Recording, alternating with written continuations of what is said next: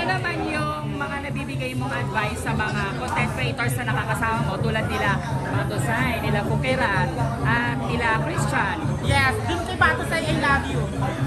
Charas, hindi ito. Like, may mga, bilang content creator kasi, syempre, may mga hindi tayo magandang nasasabi. Pero, kailangan natin syempre, sabihin sa kanila yun, yung mga hindi magandang nangyayari. Syempre, sa sarili din natin, may mga hindi rin tayo nasasabi. So, kailangan natin itama. Ano yung itama yun? Like, i-accept yun. Kasi kung hindi natin i-accept yun, wala tayong patutunguhan. Ano, doon tayo sa far away. So, ayan, dapat maging responsible tayo.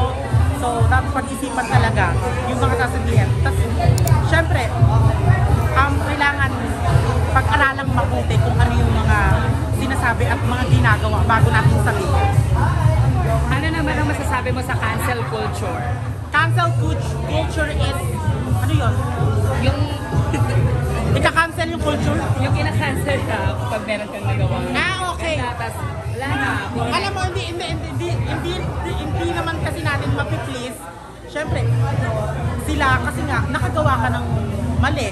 So, sila yun eh. Pero yung mali na yun, kailangan maitama natin. Kasi, pag hindi natin naitama, habang buhay ang pagkakamali ay mali. Pero ang pagkakamali, pag itinama mo, matatama.